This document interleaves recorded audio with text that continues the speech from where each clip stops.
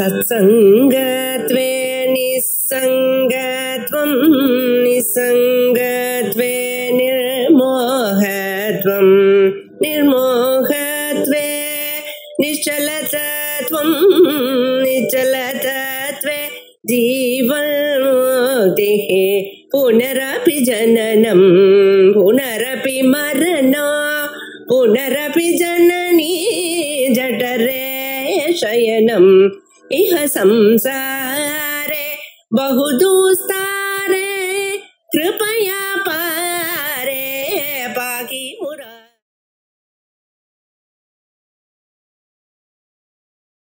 श्री गुरुभ्यो नमः. அத்வைத பரிசுத்தி சப்தஜன்ய பிரத்யக்ஷ நிரூபணம், அதாவது 7வது பிரகரணம். அதுல ஏற்கனவே 3 ஸ்லோகங்கள் ஆயிடுத்து. இப்போ 4வது ஸ்லோகம் பார்க்க வேண்டியது. அபரோக்ஷேபி விஷயே ததாவரண ஹானயே தசமஸ்துவமசீத்யாதி சாப்தவிருத்திர் அபேக்ஷிதா. ஏற்கனவே சில திருஷ்டாந்தங்கள் கொடுத்தார். சப்த பிரமாணத்தினால வந்தாலும் இந்த ஞானம் விஷயம் அபரோக்ஷமாக இருந்தால் அதுவும் அபரோக்ஷ ஞானமாகவே வரும், பரோட்ச ஞானமா வராது. சாதாரணமா பொதுவா சப்தத்தினால சப்தங்கிறது ஒரு பரோட்ச பிரமாணம். பரோட்சமாக ஒரு வஸ்துவை தெரிவிக்கக்கூடியது, நேரடியாக சாட்சாத்தாக பிரத்யக்ஷமாக தெரிவிக்கக்கூடிய பிரமாணம் அது இல்லை. இருந்தாலும் விஷயம் அபரோக்ஷமாக இருக்கும் பட்சத்திலே சப்த பிரமாணத்தினாலையும் அபரோக்ஷமான ஞானம்தான் உண்டாகும் அப்படிங்கிறது சொல்லப்பட்டது. அப்ப நமக்கு என்ன சின்ன ஒரு சந்தேகம் வருது, விஷயம் அபரோக்ஷமா இருந்ததுன்னா அப்புறம் அதுக்கு என்ன தனியா ஞானம் எதுக்கு? அதான் அபரோக்ஷமா தெரியுறது. தானாக தெரியக்கூடிய ஒரு வஸ்துவுக்கு, ஏற்கனவே தெரிஞ்சிருக்கும் வஸ்துவுக்கு தெரியப்படுத்த வேண்டிய ஒரு பிரமாணம் வேணுமா அப்படின்னு கேள்வி வரும். இந்த ஸ்லோகத்துல வேண்டிருக்கு அதனுடைய பிரயோஜனம் என்னங்கிறது சொல்றார். அபரோக்ஷே அபி விஷயே ததாவரண ஹானயே சாப்தவிருத்திர் அபேக்ஷிதா. பிரயோஜனம் என்னன்னா ததாவரண ஹானயே, வஸ்து அபரோக்ஷமாக இருக்கும் காலத்திலே அது அபரோக்ஷமாகவே இருந்தாலும் சப்த பிரமாணம் அங்க ஒரு ஞானத்தை உண்டு பண்றதுங்கிறது எதுக்காக அப்படின்னு கேட்டால், அபரோக்ஷமான வஸ்துவை ஆவரணம் பண்ணி வச்சிருக்கக்கூடிய அஜானத்தை நிவர்த்தி செய்வதற்காக. தது ஆவரண ஹானையே விருத்தி அபேட்சிதா, அதுக்காக தான் விருத்தி வேணும். இது எங்க பார்த்தோம்னா நம்ம சொல்ல முடியும், தசமஸ்துவமசி இத்தியாதி சாப்த விருத்தி அபேட்சிதா. இதை நம்ம உதாரணமாக சொல்லிடலாம். எப்படின்னு கேட்டா, இந்த 10 பேர்ல நதியை தாண்டி வந்தவாழ்ல யாரு பேசுறானோ என்றானோ அவனுக்கு தன்னை பத்தி தெரியாதுன்னு இல்லை, அப்படித்தானே? அவன் நதியை தாண்டி வந்திருக்கிறது அவனுக்கு தெரியுமா தெரியாதா? தெரியும். அவனும் வந்திருக்கான். அவன் தான் இருக்கிறது தெரிஞ்சுட்டு தானே என்றான், அப்படிதான் என்றான். ஆஹா, அவனை பத்தி அவனுக்கு சொல்லிக் கொடுக்கணும்னு ஒன்றும் அவசியம் இல்லை. அவனுக்கு ஏற்கனவே தெரிஞ்சிருக்கு, அவன் இருக்கிறது தெரியறது. ஆனா இப்ப என்ன தெரியல அவனுக்கு அப்படின்னு கேட்டா, ஒரு அஜ்ஞானம் அவனை எண்ணினாதான் இப்ப சங்கிய தெரியும். ஒரு அஜ்ஞானமானது அவனையும் சேர்த்து எண்ணணுங்கிறத தடுக்கிறது. 9 பேரை எதிர்த்தாவோல இருக்கிறவாள் இப்படி எண்ணியாச்சு, நான் தான் 10ன்னு சொல்லி தனியே சேர்த்துக்கணும். அது சேர்க்க முடியல. வெளியில இப்ப 9 இருக்கு, ஆனா அதோட நின்று போறது. அப்பனா என்னாச்சு, தானும் நதியை தாண்டி வந்தவன் அப்படின்னு தெரிந்தாலும் அந்த 10ல தன்னை சேர்த்துக்கணுங்கிறது தெரியாது போச்சு. அஜ்ஞானம் மறைக்கிறது. இந்த அஜ்ஞானம் இருக்கே, அது ஒரு விசித்திரமான வஸ்து. அது எப்படி விசித்திரம் அப்படின்னு கேட்டா, ஞானத்தினுடைய அபாவம் அஜ்ஞானம் இல்லை. அது மறைக்கக்கூடிய பாவரூபம் அஜ்ஞானம். அதுக்கு வைச்சித்திரம் சக்தி ரொம்ப ஜாஸ்தி. அது பல காரியங்களை விசித்திரமா பண்ணி காமிக்கும். அது என்ன பண்ணும், தெரிஞ்சுட்டே இருக்கு ஆனா தெரியாத பண்ணிடும். தெரிஞ்சுட்டே இருக்கிற வஸ்துவை தெரியலேன்னு சொல்ல வச்சிரும். தெரியுமா தெரியாதா அப்படின்னு கேட்டா தெரியும் ஆனா தெரியாது அப்படின்னு சொல்ல வச்சிரும். இப்ப சாதாரணமா பாருங்களேன், கேள்வி கேட்டா அவன் பதில் சொல்லுவான். பதில் சொல்றதா இருந்தா தெரிஞ்சாதானே பதில் சொல்ல முடியும். தெரியல தெரியல அப்படின்னு அவன் பதில் சொல்லணும்னு சொன்னாலும் அதை தெரிஞ்சுட்டு தான் பதில் சொல்லணும். தெரியல அப்படிங்கிறது அவனுக்கு தெரியணும், அப்பதான் அவன் தெரியலேங்கிறது சொல்ல முடியும் இல்லையா? அப்படித்தானே? ஆக தெரியாமல் பதில் சொல்ல முடியாது. தெரியலேன்னு சொல்ல வேண்டியதாக இருந்தாலும் அதை தெரிஞ்சுட்டு தான் தெரியல அப்படின்னு சொல்ல முடியும் அப்படின்னு இருக்கு. இப்போ ஒருத்தன்கிட்ட நான் கேட்கிறேன், உனக்கு தேவலோகத்தை பத்தி தெரியுமா அப்படின்னு கேட்கிறேன். அவன் என்ன சொல்லுவான்? தெரியாது அப்படின்னு தான் சொல்லுவான். தேவலோகம் அவனுக்கு தெரியாது. போய் சொல்லல, சரி கரெக்ட், அவன் தெரியாது. உனக்கு என்ன தெரியாது? எதை தெரியாதுன்னு சொல்ற அப்படின்னு கேட்டா தேவலோகம் பதில் சொல்லுவான் இல்லையா? அவனுக்கு எது தெரியாதுன்னு தெரியும், அவனுக்கு தேவலோகம் தெரியாது. அப்ப அவனுக்கு எது தெரியாது? தேவலோகம் தெரியாது. தேவலோகம் அப்படின்னு அவனுக்கு தெரியாதது தேவலோகம் அப்படிங்கிறது தெரியறதா இல்லையா? அப்ப தேவலோகம் தெரிஞ்சே இருக்கு. அவனுக்கு தெரியாத போனால் அவனுக்கு தெரியாத விஷயம் தேவலோகம் அப்படிங்கிறது அவனால சொல்ல முடியாதே. எனக்கு தேவலோகம் தெரியாதுப்பா, அவனுக்கு என்ன தெரியாதுங்கிற அப்படின்னு சொன்னா தெரியாது, அவ்வளவுதான் சொல்ல முடியுமே தவிர தேவலோகம் தெரியாதுங்கிறேன். மற்றதெல்லாம் தெரியும், இந்த விஷயம் தெரியாது அப்படின்னு குறிப்பிட்டு சொல்றானே. இந்த அஜ்ஞானம் அந்த விஷயத்தை பத்தின ஞான அபாவமாக இருந்தால் இப்படி சொல்ல முடியாது. ஏன்னா தேவலோகம் அப்படிங்கிற வஸ்துவை பத்தி அறிவே ஒருத்தனுக்கு இல்லைன்னா அவன் தேவலோகம்னு ஏதாவது பேச முடியுமோ? எனக்கு அது தெரியாதுன்னு சொல்லியாவது பேச முடியுமோ? சுத்தம். ஆக இந்த அஜ்ஞானம் ஞானத்தினுடைய அபாவம் இல்லை, இது ஞானத்துக்கு விரோதியானது. தெரிந்தே இருந்தாலும், நேரடியா தெரிஞ்சே இருந்தாலும் கூட அதை மறைக்கிறது. இப்ப தேவலோகம்னு கேள்விப்பட்டு தெரிஞ்சுட்டு இருக்கான் பரோட்சமா. தெரிஞ்ச அந்த விஷயத்த இந்த அஜ்ஞானம் மறைச்சதுனாலே தெரியாதுன்னு சொல்ல முடியாச்சு. அதே மாதிரி தான் நதியை தாண்டி வந்தவன் தானும் தான் தெரியும். ஆனா எண்ணிக்கையில எண்ணும் போது பத்தாதவன் நான்கிறது மறைஞ்சு போறது, அஜ்ஞானம் மறைக்கிறது இல்லையா? அந்த ஆளுக்கு என்றவனுக்கு தன்னை சேர்த்து எண்ணணுங்கிறதுக்கு ஏன் முடியல அப்படின்னு கேட்டா, தானும் அதுல சேர்த்து எண்ணிக்கப்பட வேண்டியவன் அப்படிங்கிறது அஜ்ஞானம் மறைக்கிறது.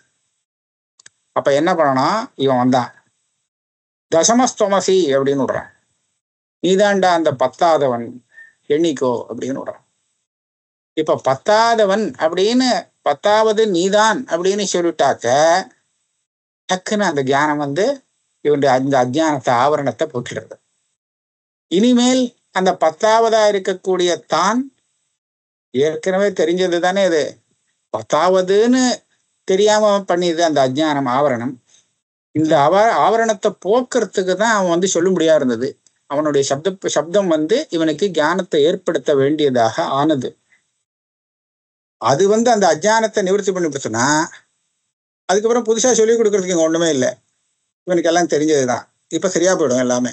அதனால இந்த இடத்துல அந்த அபரோக்ஷமாக தெரிந்திருக்கக்கூடிய தன் விஷயத்திலேயே கூட பரோட்சமான அந்த சப்த பிரமாணம் இருக்கே, அது ஒரு விருத்தியை உண்டு பண்ண வேண்டிய அவசியம் ஏற்பட்டது. எதுக்காக ஏற்பட்டதுன்னு சொன்னா அந்த அஜ்ஞானங்கிற ஆவரணத்தை நிவர்த்தி செய்வதற்காக ஏற்பட்டது. அப்போ அந்த விருத்தி வராத பரியந்தம் இவனால எண்ணிக்க முடியல, தன்னை சேர்த்துக்க முடியாததுனாலே அவனால 10 வந்தது ஆள் காணமே அப்படின்னு தான் தோணிடுறது.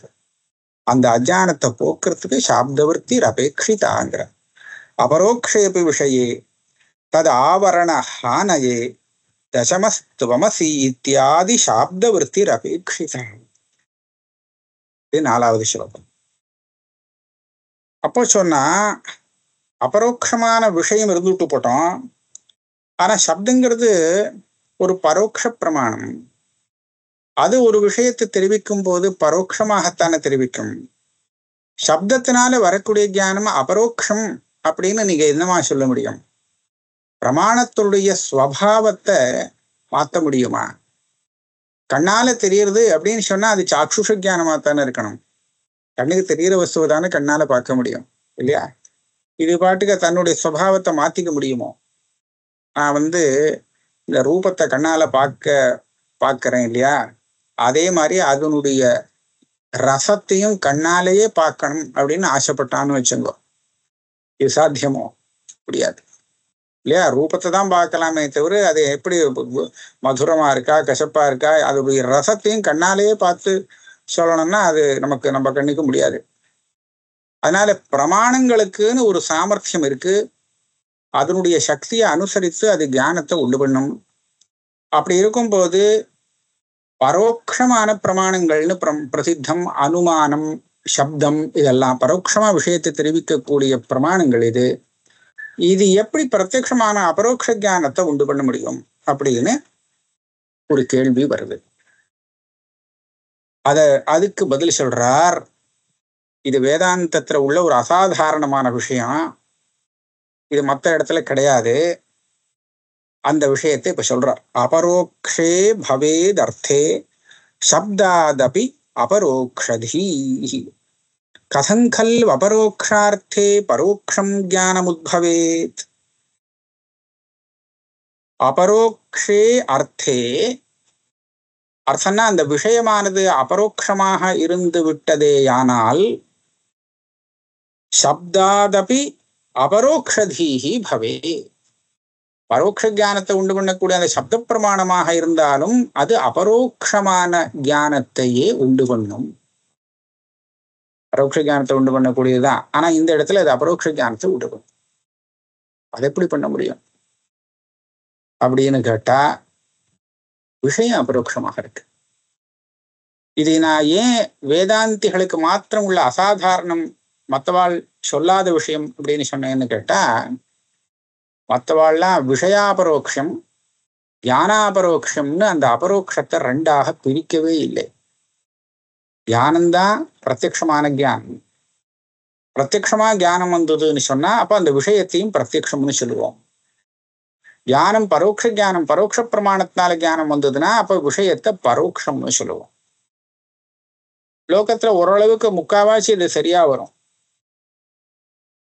இப்போ காசியில யாரோ ஒரு ராஜா இருக்கார் அப்படின்னு அங்க ஒருத்தர் தகவல் சொல்லிட்டு போனார். அப்படின்னா அவருடைய வார்த்தையிலேருந்து எனக்கு அந்த ராஜா இருக்காருங்கிறது தெரிஞ்சு கொடுத்து.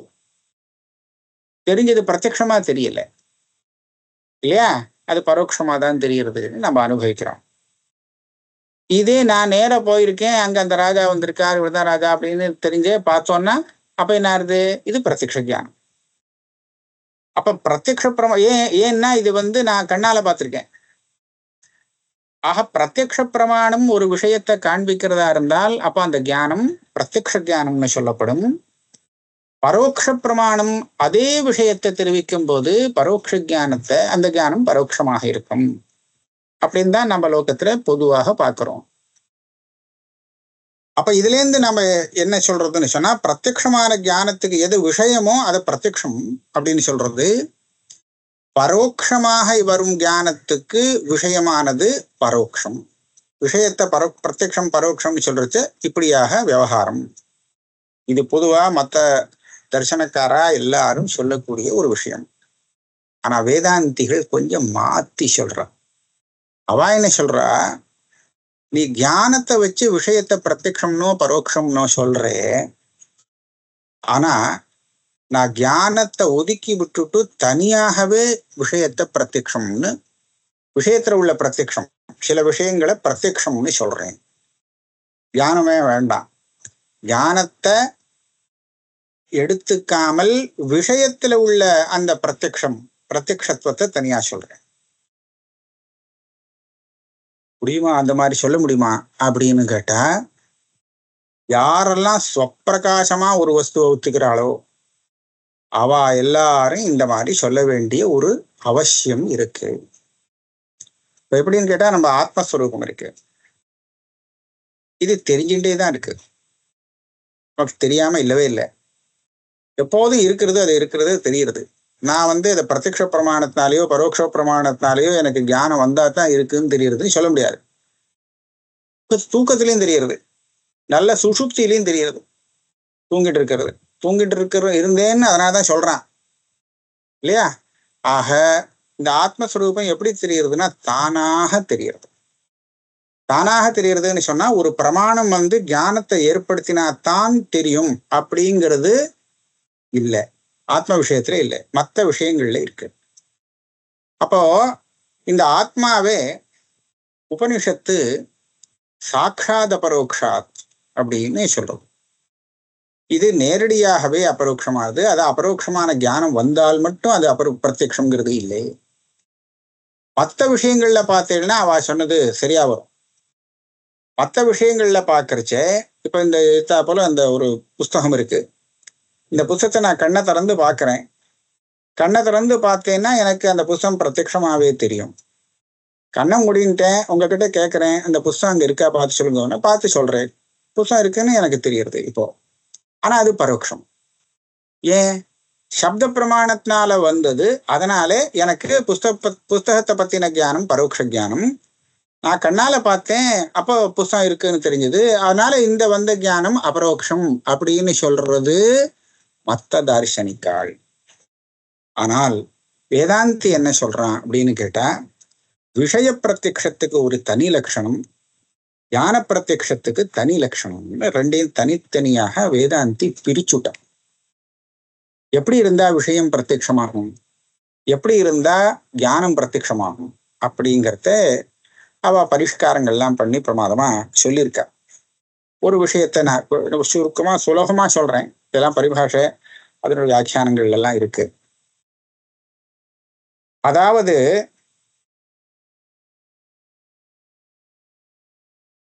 தானே பிரகாசிக்க கூடியது தானே சைத்தன்யம் இல்லையா? சைத்தன்யத்தை தானா பிரகாசிக்க கூடியதுன்னு சொல்றோம். இந்த தானா பிரகாசிக்க கூடிய சைத்தன்யத்திலே, சைத்தன்யம் அப்படின்னு சொன்னா அதை நான்னு நாம வச்சு விடுவோம். சைத்தன்யம் தானா பிரகாசிக்கிறது. ஆனா இதுல கொஞ்சம் நாம விசாரிக்க வேண்டியிருக்கு. நான் இருக்கிறது எனக்கு தெரியுது, ஆனா நீங்க இருக்கிறது எனக்கு தெரியல.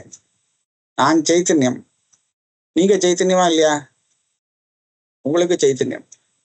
ஆனா என்னை பொறுத்தவரை நீங்கன்னு நான் எந்த சைத்தன்யத்தை சொல்றேனோ அதை பத்தி எனக்கு தெரியாது. என்னை பத்தி தான் எனக்கு தெரியும். நான் இருக்கிறது தெரியும், இவர் இருக்காரா அப்படின்னு ஒருத்தரை கேட்டா தெரியாதுன்னு தான் சொல்ல முடியா இருக்கும், பார்த்தாதான் சொல்ல முடியும் இல்லையா?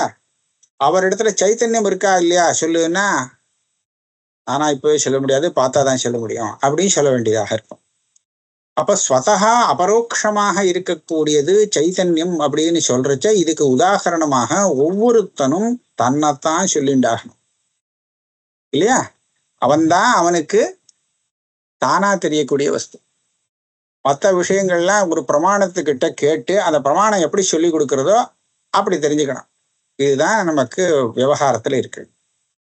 அப்படியானால் தானாக தெரியக்கூடிய தன்னோடு சேர்ந்து அந்த வஸ்து ஆச்சு வந்ததுன்னு சொன்னால் அதுவும் தெரிஞ்சதாகும். அந்த வஸ்துவும் தானா தெரியும், சாட்சி பாஸ்யம் அப்படின்னு சொல்லுவோம். ஆனா தன்னை சாட்சி பாஸ்யம்னு சொல்றதுல தான் தான் சாட்சி. தன்னோடு சம்பந்தப்பட்டதுனால எது தனக்கு தெரியறதோ அதை நாம சாட்சி பாஸ்யம் அப்படின்னு சொல்லுவோம். அதுவும் இருக்கும்போது நமக்கு அபரோக்ஷமா தான் தெரியுமே தவிர நம்ம பிரமாணத்தை எதிர்பார்க்கறது இல்லை அப்படின்னு வேதாந்த சித்தாந்தம். அது என்ன அப்படின்னு கேட்டா, நம்மளுடைய அந்தகரணத்துல வரக்கூடிய விகாரங்கள், காமஹா, சங்கல்பகா, விசிகித்சா, வருஷா சொல்றோம் இல்லையா, பயம், இது எல்லாம் நமக்கு அந்தகரணத்துல வரக்கூடிய விகாரங்கள். இந்த விகாரங்கள் எல்லாம் நம்ம பிரத்யட்சமா பார்க்கிறோம். இது நமக்கு தானா தெரியறது. இதுக்காக நாம எதையோ ஒரு பிரமாணத்தை தேடிண்டு போறது இல்லை. இது இருந்தா தெரிய ஆரம்பிச்சுடுறது. ஆத்மா தானா தெரியறது. இந்த அந்தகரணத்தினுடைய விகாரங்கள், சுகம் துக்கம், போக்குவரத்து இதெல்லாம் எப்படி தெரியறதுன்னு கேட்டா அந்த ஆத்மாவோடு சம்பந்தப்பட்டே வரத்தினால தெரியறது. இத சாட்சி பாஸ்யம்னு சொல்லுவோம். இப்ப நம்ம என்ன பண்ணலாம்னு கேட்டா, ஆத்மாவும் சரி இந்த சாட்சி பாஸ்யமும் சரி எது பிரமாண வியாபாரத்தை அபேட்சிக்காமல் பாசிக்கிறதோ இதை நான் அபரோக்ஷம்னு சொல்லுவோம். விஷய அபரோக்ஷம். இந்த விஷயம் அபரோக்ஷம். இந்த விஷயத்துல நமக்கு ஞானம் வந்ததுன்னு சொன்னா அந்த ஞானம் எந்த பிரமாணத்தினால வந்தாலும் அது பிரத்யட்சமா தான் வரும். விஷயம் அபரோக்ஷமாக இருக்கும்போது அதை பத்தி நமக்கு வரக்கூடிய ஞானம் ஒரு பிரமாணத்தினால வரணும். அது எந்த பிரமாணத்தினால பரோட்ச பிரமாணத்தினால வந்தாலும் சரி, அபரோக்ஷ பிரமாணத்தினால வந்தாலும் சரி, விஷயம் அபரோக்ஷமாக இருக்கும் காலத்துல அந்த ஞானம் அபரோக்ஷமாகும். அந்த விஷயாம்சத்துல அபரோக்ஷம்னு ஆகும். இதுக்கு உதாரணம், நான் ஒரு சௌக்கியத்தை அனுபவிச்சுருக்கேன். இந்த சௌக்கியத்தை அனுபவிக்கிறது எனக்கு தெரியறது. ஒரு பிரமாணமும் தேவையில்லை. இது சாட்சி பாஸ்யமாக தெரியறது. நான் அனுபவிச்சுட்டு இருக்கிற அதே காலத்துல ஒருத்தர் சொல்றார், நீ சௌக்கியத்தை அனுபவிச்சுட்டு இருக்க அப்படின்னு சொல்ற, தொம் சுகி அப்படின்னு விடுறார். எனக்கு அந்த சப்தம் காதுல விடுறது. அவர் என்ன சொல்றாருன்னு புரியறதுன்னு சொன்னா அந்த சப்தம் வேலை செய்யறது. அந்த சப்தமானது எனக்கு அந்த நான் சௌக்கியமா இருக்கேங்கிற ஞானத்தை ஏற்படுத்துறது. ஆனா அது பரோட்சமாவா இருக்கு? இல்லை, பரோட்ச ஞானத்தை ஏற்படுத்தலை, அபரோக்ஷமான ஞானத்தை தான் ஏற்படுத்துறது. ஆக விஷயம் அபரோக்ஷமாக இருக்கும் காலத்துல சப்தத்தினால கூட, சப்தங்கிற அந்த பரோட்ச பிரமாணத்தினால கூட வரக்கூடிய ஞானம் அபரோக்ஷ ஞானமாகத்தான் ஆகிறது. இதுக்குதான் நான் போன தடவை உதாரணத்தை சொன்னேன். ஒருத்தர் வந்திருக்காரு, தேவதத்தன். அவரை அறிமுகப்படுத்துறேன். அப்ப அவரை பார்க்கும்போது கண்ணுக்கு தெரிகிறார், ஏதோ ஒரு ஆள்னு தெரியறதே தவிர அவரை இன்னார்னு தெரியல. அப்படி இருக்கிறச்சே இவர் தான் நம்ம தேவதத்தன் அப்படின்னு நாம அவருடைய அறிமுகத்தை ஏற்படுத்தும் போது நான் ஏதோ ஒரு வாக்கியத்தை பேசினேன். அந்த வாக்கியத்தினாலதான் அவர் எதிராளி புரிஞ்சுக்க முடியா இருக்கு. என்னுடைய வாக்கியத்தினால அவருக்கு ஏற்படக்கூடிய அந்த ஞானம் பரோட்சம்னு யாருமே சொல்ல முடியாது. நேரடியாக தேவதத்தனை வச்சுன்னு நான் இவர் தேவதத்தன்னு சொன்னால் அந்த சப்த பிரமாணத்தினால வரக்கூடிய ஞானம், அந்த பிரத்யக்ஷ விஷயம் இருக்கும், நேரடியான விஷயம், அபரோக்ஷ யோக்கியமான அந்த விஷயம் இருக்கும்போது அது பிரத்யக்ஷமா தான் வருதுன்னு சொல்லு. அப்ப இதுல இருந்து என்ன தெரியுது? விஷயத்துக்கு அபரோக்ஷத்துவங்கிறது தனியா சொல்லும்படியா இருக்கு. அந்த விஷயம் ஏற்கனவே ஞானம் வரத்துக்கு முன்னாடியே அபரோக்ஷத்துக்கு யோக்கியமாக இருந்துடுத்து அப்படின்னு சொன்னால் அப்போ அந்த விஷயத்துல எந்த பிரமாணத்தினால ஞானம் வந்தாலும் அபரோக்ஷமாத்தான் வரும், பரோட்சமா வர முடியாது. சில விஷயங்கள் எப்படின்னு சொன்னா ஞானம் வந்தாதான் அது அபரோக்ஷம் ஆக முடியும். அப்பேற்பட்ட விஷயங்கள்ல நமக்கு பிரத்யக்ஷமான ஞானம் வந்தால் பிரத்யக்ஷம்னு சொல்லுவோம். இப்போ இந்த சமயத்துக்குள்ள இது பிரத்யக்ஷம், ஏன்னா பிரத்யக்ஷமா பாக்குறேன் அப்படின்னு சொல்லுவான். பரோட்சமான ஞானம் வரும் காலத்துல அது பரோட்சம்னு சொல்லுவோம். அப்ப இதுதான் நமக்கு தீர்மானம். சில வஸ்துக்கள் பரோட்சமாக ஆகிறதில்லை, அது இருக்கும்போது தானாவே அபரோக்ஷமாக இருக்கு. பிரமாணஜன்ய ஞானத்தை அபேட்சிக்காமலே அது அபரோக்ஷமாகிறது. அப்பேற்பட்ட விஷயம்னு ஒரு பக்கம். இன்னொரு பக்கம், இந்த விஷயம் பிரத்யக்ஷ பிரமாணத்தினால தெரியும் போது பிரத்யக்ஷமாகும், அபரோக்ஷமாகும். பரோட்சமான பிரமாணத்தினால தெரியும் போது பரோட்சமாகும். இப்படியாக இருக்கு. இப்ப நம்ம இந்த ரெண்டு விதமான விஷயங்கள்ல மற்ற தார்சனிகால் சொன்ன அந்த கணக்கு எங்க வரும் அப்படின்னு கேட்டா, எந்த வஸ்து பிரமாணத்தை அபேட்சித்து பரோட்சமாகவும் பிரமாணத்தை அபேட்சித்து பிரத்யக்ஷமாகவும் ஆகிறதோ, அதாவது தானாக பிரமாணத்தை அபேட்சிக்காமல் பிரத்யக்ஷம் ஆக முடியாதோ அந்த வஸ்து விஷயத்துல தான் செல்லுபடியாகும். எந்த வஸ்து பிரமாணஜன்ய ஞானத்தை அபேட்சிக்காமலே அபரோக்ஷமாக முடியுமோ, அது சாட்சி பாஸ்யமாக இருக்கலாம், ஸ்வப்பிரகாசமாக இருக்கலாம். அப்பேற்பட்ட வஸ்து விஷயத்திலே அது தானே அபரோக்ஷமா இருக்கிற காரணத்தினாலே அந்த விஷயத்திலே எந்த பிரமாணத்தினாலே இவனுக்கு ஞானம் ஏற்பட்டாலும் அது அபரோக்ஷமாகத்தான் ஏற்படும். அதனால இவர் என்ன சொல்றார், அபரோக்ஷே பவேத் அர்த்தே சப்தாதபி அபரோக்ஷதீ. கதங்கலு அபரோக்ஷார்த்தே பரோக்ஷம் ஞானம் உத்பவேத். அர்த்தம் அபரோக்ஷமா இருக்கு, ஆனா எனக்கு அந்த விஷயத்துல ஞானம் என்னவோ பரோட்சமா தெரியுதுன்னு சொல்லுவாளோ? முடியாது. அபரோக்ஷமா விஷயம் தெரியுது, ஆனா எனக்கு தெரியறதுங்கிற அந்த ஞானம் இருக்கே அது பரோட்ச ஞானம்னு ஒத்தரும் சொல்றதே கிடையாது, லோகத்துல கிடையவே கிடையாது. அபரோக்ஷமா விஷயம் தெரிஞ்சதுன்னா அந்த ஞானத்தை பிரத்யக்ஷம் அபரோக்ஷம்னு தான் சொல்லுவோம். அதனாலதான் ஆத்மா தானா பிரகாசிக்கக்கூடிய அபரோக்ஷமாக இருக்கிறதுனாலே தத்துவமசி அப்படிங்கிற அந்த மகா வாக்கிய உபதேசத்தினால ஏற்படக்கூடிய அந்த விருத்தி ஞானம் கூட சாட்சாத்காரம், ஆத்ம சாட்சாத்காரம்னு தான் சொல்லப்படுமே தவிர இது ஆத்மாவை பத்தின ஒரு பரோட்சமான ஞானம் அப்படிங்கிறது இல்லை. அதனாலே தசமஸ்துவமசி இதெல்லாம் கூட அப்படிதான். இவனே தான் தெரியறதே, ஆள தான் தான் பத்தி தெரிஞ்சு வச்சுட்டு இருக்கான். அப்படி இருக்கும்போது அவன் சொல்றான் நீதான் பத்தாவதவன் அப்படின்னு. அப்படி சொன்னா அது அபரோக்ஷமா தெரியுது. பரோட்சமா தெரிஞ்சுட்டு அப்புறம் அபரோக்ஷம் வரணுங்கிறது அங்க அவசியம் இல்லை. இது 5வது ஸ்லோகம் முடிஞ்சது. 6வது ஸ்லோகத்துக்கு போவோம். நனு அத்யக்ஷே அனுமித்சாதஹ ந அனுமாஸ்யாத் பவன் மதே அப்படின்னு ஆக்ஷேபம். நஸ்யாதேவ நஹி இச்சாதஹ புத்ரி புத்திரத்துவம் ஆப்னுயாத். இது நையாயிகம் ஒரு கேள்வி கேட்பான். அவன் எல்லாம் என்ன சொல்லுவான், பிரத்யக்ஷமான விஷயம் பிரத்யக்ஷமான விஷயமா இருந்தாலும் அதை அனுமானத்தினால தெரிஞ்சுக்கணும்னு தார்க்கிக ரசிகால்லாம் அந்த மாதிரி ஆசைப்படுவான். நமோனி சொல்லுவா, பிரத்யக்ஷ பரிகலிதமப்பியர்த்தம் அனுமானேன புபுத்சந்தே தர்க்க ரசிகாக. அந்த தர்க்க சாஸ்திரத்துக்கு ரசிகாலா இருக்கிறவர்கள் நேரடியா அந்த வஸ்துவை பார்த்ததுக்கு அப்புறம் தெரிஞ்சு போச்சு இது கடன்தான்னு. ஆனா அதுக்கு மேல அது கடன்தாங்கிறத அனுமான பிரமாணத்தினால ஒரு தடவை உறுதிப்படுத்தி போகலாம் அப்படின்னு. ஏன்னா அவளுக்கு அந்த அனுமான பிரமாணத்துல அவ்வளவு ஒரு ஆசை. அப்படி இருக்கும்போது அனுமானம் பண்ணணும், பிரத்யக்ஷத்தால தெரிஞ்சாது, அப்புறம் எதுக்கு அனுமானம்னு கேட்டா எதுக்குங்கிறது இல்ல, அவ அந்த விஷயத்தான் ஆசைப்பட்டு இருக்கா. அதனால அனுமித்சா, அனுமானத்தினால தெரிஞ்சுக்கணும் அப்படின்னு ஒரு ஆசை. அந்த ஆசையாலே மறுபடியும் அனுமானம் பண்ணி தெரிஞ்சுக்கிறான்னு சொல்லுவான். இப்போ நீங்க சொன்ன விதத்துல பார்த்தோம்னா விஷயம் அபரோக்ஷமாக இருக்கும் காலத்துல அனுமானம், அதாவது பரோட்ச பிரமாணம் கூட, பரோட்ச பிரமாணத்தினால வரக்கூடிய ஞானம் கூட பிரத்யக்ஷமாத்தான் வரும்னு சொன்னா அப்ப எப்படி அனுமானம் வர முடியும்? இந்த அனுமான பிரமாணத்தினால வரக்கூடிய அந்த ஞானம் பிரத்யக்ஷமாயிடுமே, அது அனுமானமாகாதே. ஆனா இவன் என்ன நினைக்கிறான், அனுமித்சா அனுமத்தியாத்மகமான ஞானம் வேணும் அப்படின்னு ஆசைப்படுறான்.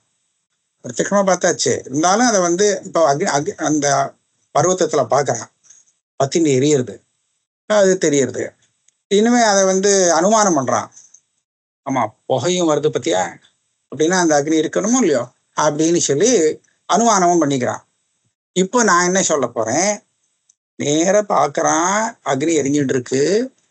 இப்போ புகையை வச்சுன்னு அனுமானம் பண்ணினால் இது பரோட்ச பிரமாணம்.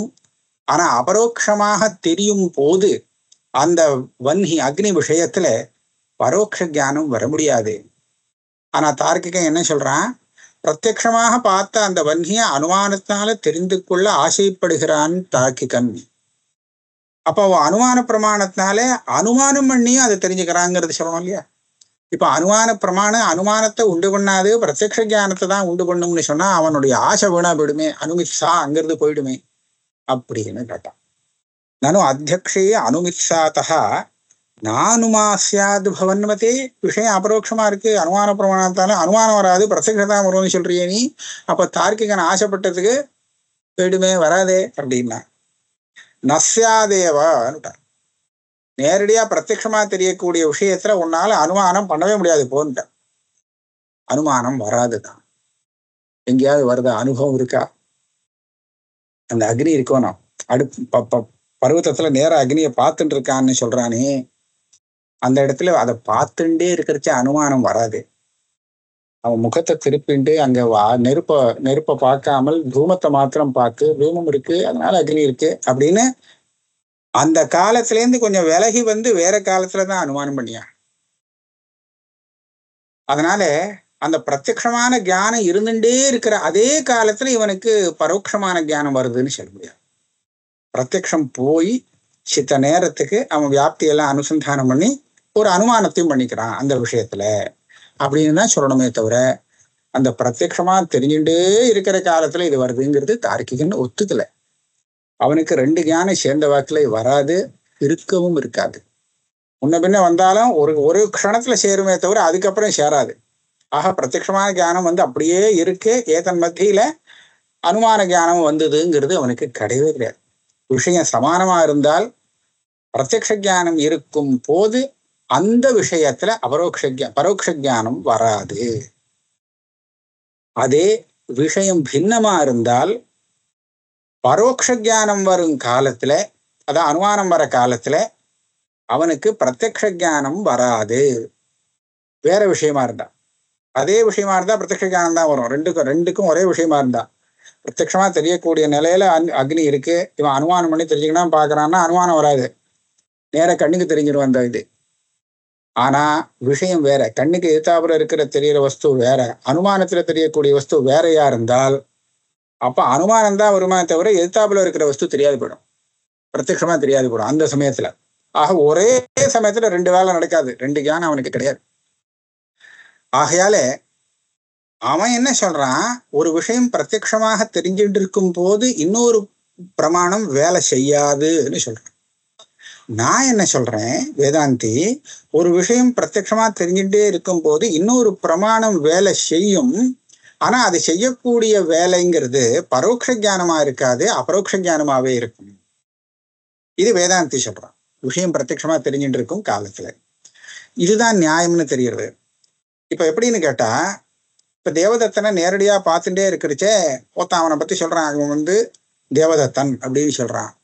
இப்ப பிரத்யக்ஷமா தெரிஞ்சுட்டு இருக்கிற விஷயத்துல அவனுடைய வாக்கியத்தினால எனக்கு ஞானம் வருது, பரோட்ச ஞானம் வரல. நையாயிகனுக்கு ஞானம் வராது. இப்ப எனக்கு வருது, இவன் தேவதத்தன்கிற ஞானம் எனக்கு அந்த சொல்லுக்கு தெரியுது. ஏற்கனவே தெரிஞ்ச விஷயம் இன்னொரு தடவை அவன் சொன்னதுனால தெரியுது. தெரியும் போது அது பரோட்சமா தெரியல. எனக்கு பிரத்யக்ஷ ஞானம் இருக்கிற காலத்திலே அவன் சொன்ன சப்தம் வேலை செய்யாது அப்படின்னு இருந்தால் நான் என்ன சொல்லணும், அப்பா நீ என்ன சொன்னேன்னு எனக்கு தெரியல அப்படின்னு சொல்லணுமா வேண்டாமா? அப்படி சொல்லுவானோ, நீயும் நான் பார்த்ததுதான்ப்பா சொன்னேன்னு அவன் சொல்றான். அப்ப என்ன தெரிகிறது, நான் ஏற்கனவே தெரிஞ்சுட்டு இருக்கிற அந்த தேவதத்தனை நேரடியா வச்சு பார்த்துட்டு இருக்கும் போது நீ இவன் தேவதத்தன் அப்படின்னு நீ சொன்னது எனக்கு தெரியும், அந்த சொன்னது எனக்கு அர்த்த ஞானத்தை ஏற்படுத்துறது அதுவும் தெரியும், ஆனா வந்த ஞானம் பரோட்ச ஞானம் இல்லை. ஆக இந்த அனுபவத்தை வச்சுண்டு பரோட்ச பிரமாணமானது பிரத்யக்ஷ பிரமாணம் வேலை செஞ்சுட்டு இருக்கும் போதே கூட வேலை செய்யலாம், ஆனா செய்யும் போது அந்த வேலையானது பிரத்யக்ஷமாவே இருக்குமே தவிர பரோட்சமாக இருக்காது அப்படின்னு வேதாந்தி சொல்லக்கூடியதாக இருக்கு. இந்த பிரக்கிரியை இது வந்து ஒரு கடினமான விஷயம். பிரக்கிரியக்குள்ள போனா இன்னும் கொஞ்சம் சிரமமா இருக்கும். அதனால இவர் தைரியமா சொல்லிட்டார், பிரத்யக்ஷமா தெரிஞ்சுட்டு இருக்கிற இடத்துல அனுமானம் வேணும்னு ஆசைப்பட்டானா உனக்கு அனுமானம் வராது போயிடுமேன்னா, வராதுதான்ப்பா. அந்த பிரத்யக்ஷத்தை விட்டுட்டு மறைஞ்சு தனியா வந்து நீ அனுமானம் பண்ணிக்கோ, அந்த பிரத்யக்ஷம் இருக்கிறச்சே அனுமானம் வேணும்னா வராது. உன் சித்தாந்தத்திலையும் வராது, என் சித்தாந்தத்திலையும் வராது. என் சித்தாந்தத்துல என்னன்னா அனுமானம் வராது, பிரத்யக்ஷம் தான் வரும் அனுமான பிரமாணத்தினாலேன்னு நான் சொல்றேன். நீ அனுமான பிரமாணத்தினால அனுமானம் வரணும்னு ஆசைப்படுறியா அப்படின்னா இந்த பிரத்யக்ஷம் போனாதான் அந்த அனுமானம் வர முடியும். அதுல எங்க 2 பேருக்குமே சம்மதி. நஸ்யாதேவ அவர் சொல்றார், நீ ஆசைப்பட்டதுக்காகவா ஞானம் வரும்? பிரத்யக்ஷமா தெரிகிற இடத்துல எனக்கு பரோட்சமா இந்த வஸ்து தெரியணும்னு ஆசைப்பட்டா அதே சமயத்துல எங்கேயாவது ஞானம் வருமாது? நகி இச்சாதா, நீ ஆசைப்பட்டேங்கிற காரணத்துக்காக உனக்கு பிறந்த பிள்ளை பெண்ணாக முடியுமா? இல்ல பிறந்த பெண் பிள்ளையாக பிறக்கணும் நீ ஆசைப்பட்டதுக்காக பிள்ளையாக முடியுமா? வஸ்துவை மாற்ற முடியாது இல்லையா? நகி இச்சாத புத்திரி புத்திரத்துவம் ஆப்னுயா, உள்ள பிறக்கணும் அப்படின்னு நீ ஆசைப்பட்டதுக்காக பிறந்த பொண்ணு பிள்ளையாக மாற முடியுமா? அதனால அபரோக்ஷமா தெரியக்கூடிய வஸ்துவை நீ பரோட்சமா தெரிஞ்சுக்கணும்னு ஆசைப்பட்டதுக்காக அது பரோட்சமாக தெரியாது, அபரோக்ஷமாகத்தான் தெரியும் அப்படி. ஆகையால தான் அபரோக்ஷமான நம்மளுடைய ஆத்மஸ்வரூபம் நமக்கே தெரியல, நீங்க சொல்றதெல்லாம் எனக்கு ஒன்றும் அனுபவத்துல இல்லையே அப்படின்னு எதை வச்சு சொல்றோம்னா, அந்த அஜ்ஞானம் அதை மறைச்சு வச்சு தெரிய விடாது பண்றோம். அந்த அபரோக்ஷமான ஆத்ம தத்துவத்தை ஆவரணம் பண்ணி அபரோக்ஷமாக தெரிஞ்சுட்டே இருக்கும்போது இல்லையே தெரியலையே அப்படின்னு சொல்ல வைக்கிறது இந்த ஆவரணம் பண்ணக்கூடிய அஜ்ஞானம். அதுக்காக தான் இதை வச்சுருக்கா. ஆக தார்க்கிகனுக்கு பதில் சொல்லும் போது நீ ஆசைப்பட்டதுக்காக பரோட்ச ஜானங்கள்லாம் வர முடியாதுப்பா. அதனால அது அபரோக்ஷமா வஸ்து இருந்துடுச்சுன்னா அபரோக்ஷ ஜானம் தான் வரும். ஆக சப்த பிரமாணத்தினாலையும் அபரோக்ஷ ஜானம் வர முடியும். எப்போ அந்த தெரியக்கூடிய விஷயம் தான அபரோக்ஷமாகவே இருக்கோ அந்த சமயத்துல அபரோக்ஷமான ஞானம் வரத்துல எந்த ஒரு தப்பும் கிடையாது, தோஷம் இல்லை அப்படின்னு முடிக்கிறார். நம்ம 6வது ஸ்லோகம் வரை முடிச்சுட்டோம். 7லேருந்து அடுத்த கிளாஸ்ல பார்ப்போம்.